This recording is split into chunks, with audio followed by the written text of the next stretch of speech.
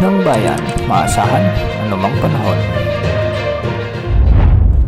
Magandang oras po sa ating lahat. Narito na ang latest update para pa rin sa binabantayan nating si Bagyong Emong at ang habagat na nagdadala pa rin ng mga pag-ulan sa malaking bahagi ng ating bansa. Patuloy na kumikilos o patuloy na humihina si Bagyong Emong habang tinatawid nito ang Cordillera Mountains at posibleng mag-exit na ito sa landmass ng Luzon sa mga susunod na oras. Huli itong namataan sa may vicinity ng Kalanasan, Apayao. Taglay pa rin nito ang lakas ng hangin na umaabot sa 95 km per hour malapit sa gitna at pagbugsong umaabot pa rin sa 160 km per hour. Kumikilos na ito ngayon ng mabilis ng hilaga-hilagang silangan sa 40 km per hour. May manakataas pa rin sa tropical cyclone wind signal number 3 sa northeastern portion ng Ilocos Norte, ang northern portion ng Apayao at ang northwestern portion ng mainland Cagayan. Ibinaba naman na ang ilang wind signals sa ibang lugar dahil sa paglayo at paghina ng bagyo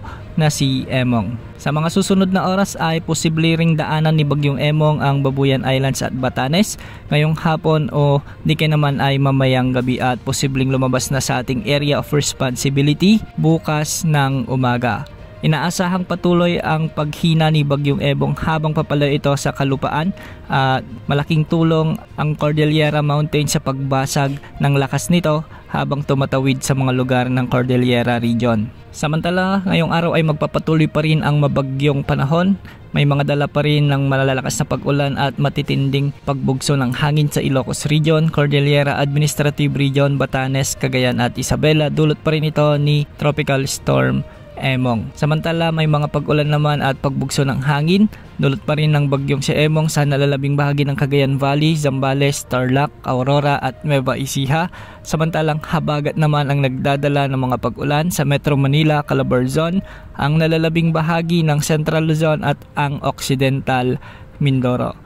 Habagat din ang magdadala ng mga kalat-kalat na pag-ulan at paminsan-minsang pagbugso ng mga malalakas na pag-ulan sa Western Visayas, nalalabing bahagi ng Mimaropa, Camarines Norte, Camarines Sur at Albay. At magiging bagyang maulap hanggang sa maulap naman ang mga kalangitan na may mga kalat-kalat na pag-ulan at pagkidlat pagkulog. Dulot pa rin ng habagat sa nalalabing bahagi ng Visayas at nalalabing bahagi ng Bicol Region. At sa buong Mindanao ay magiging bagyang maulap hanggang sa maulap naman ang mga kalangitan na may mga tsansa ng mga kalat-kalat na pag-ulan at pagkidlat pagkulog.